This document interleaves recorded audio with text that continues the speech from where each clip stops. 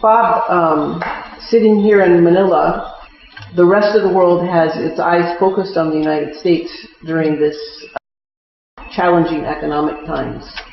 And I'm wondering if you could share with us a little bit about what role you think the development of leaders plays during very challenging times. Well, thank you. It's a good question, and the quick answer is leaders are critical, and leader development is critical in hard times. When you think about it, hard times are sudden changes. We think they're stressful, but any sudden change is stressful. In boom times, we see some of our same clients coming and talking to us about all the stress they have because they just got twice as big instead of half as big. So it's extremely important to have leaders who can hold their vision and hold their strategy. We all know, and we have talked before about how leaders are up at the strategic level and then they dive down into the detail for execution, come back up to strategy again. In hard times, sometimes what happens is leaders dive down into strategy, but they forget to come back. So they lose the 3 to 5 year, wait a minute, this may not last so long, how do I get positioned? Because they'll either survive or they won't while times are hard, but the people who will win, the companies that are going to lead the next expansion, will be those who held on to their strategy, who positioned themselves properly, who tended their relationships, and who grew the cadre of leaders they needed to take on the next challenge that will come. So leaders need to maintain a focus on what's important.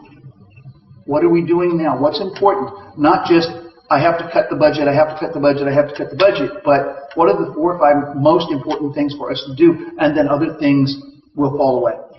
So if I were a CEO of an organization and I came to you right now and said, I know that I have to work on the development of my leaders, but I have all this other stuff going on, what would you advise me would be the most important thing for me to do in my organization?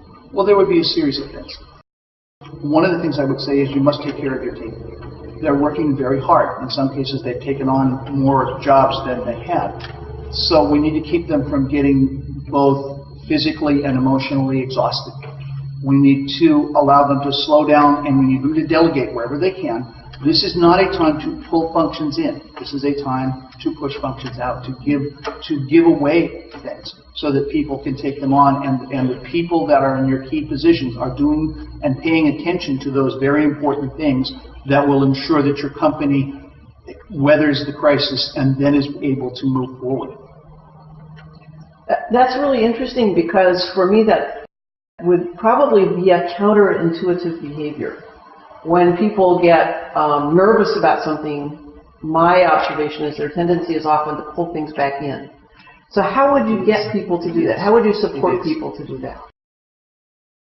I would suggest, first of all, that we coach people individually if possible, but we could coach people as a group if that's what was available on the most important part. We often say to people, take care of yourself, take care of yourself, take care of yourself. And there are specific practices that people can take on. One thing can be as simple as saying everyone is going to get out of this building for an hour every day. We're going to have an hour of quiet time. It may be at lunch, but some time where people can walk, where they can be away from their desk, where they can be away from all of those concerns just for a little period of time, maybe where they can actually let themselves process something. We all know that sometimes you don't have the answer right away that you need. Sometimes you need to take an issue and say, I'll crook on it, or I'll hatch it, or whatever slang word we use for that, but I need to let the back of my mind work as well as the front. If we don't do that, and sometimes you're absolutely right, we pull it all together and we work 14 hours a day without breaking. We've all seen this, right? I eat breakfast there, I have lunch at my desk, we go on into the night. If we don't allow that other part, you can't reset. It's like having your computer and you never reboot. So we would say that that's a start. We would also suggest other kinds of somatic practices. We would suggest that people get together and talk to each other so they can understand that they have mutually shared concerns and that they don't get isolated, because that's another thing that happens under stress, is not only do we pull the work in, but we pull the relationships in. So we need to be able to keep those relationships broadly. And the other thing I would say is we want to make sure that people stay connected outside the business, that they keep talking to their colleagues, that they keep talking to their clients, so that they don't atrophy the relationships that keep their companies alive. You mentioned somatic practices. Can you tell me more about what that is? What that Somatic looks like? practices are things you do with your body. So if you want to be relaxed, you can consciously practice relaxing yourself. You can start, there are a number of disciplines you can use, but you can learn to consciously say, all right, I'm going to do that. I'm going to breathe deeply. I'm going to make sure that I'm connected to the ground before I try to do something. And these may seem like small things, but practiced regularly, they have a great effect on people's ability to stay clear and focused and not just do things. Because remember, that's the environmental demand. Do, faster, faster, faster, but to do the right thing.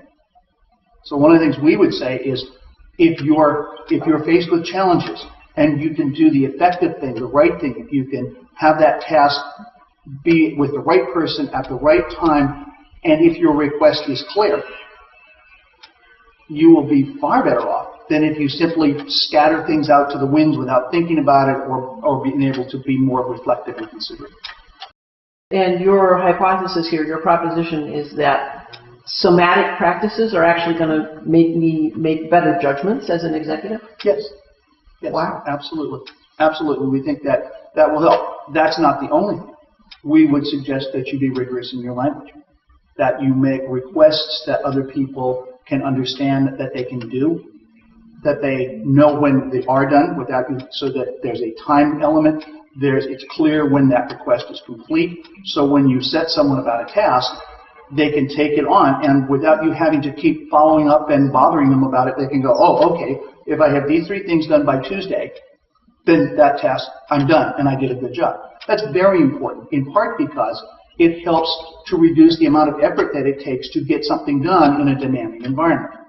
Okay? We talk about making requests to people. It's very important when we're working hard and feeling a little overwhelmed to be able to make a good request to someone that they can fulfill. That will be helpful. And it's also really important how to learn when and how to either say no, to decline something, or to counteroffer. Not that, but I could do this.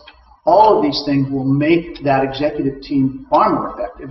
We'll get better decisions and we'll get better support. And yes, somatic practices are clearly part of this. But they're not the only part. They're combined with other disciplines that people can practice in order to come through.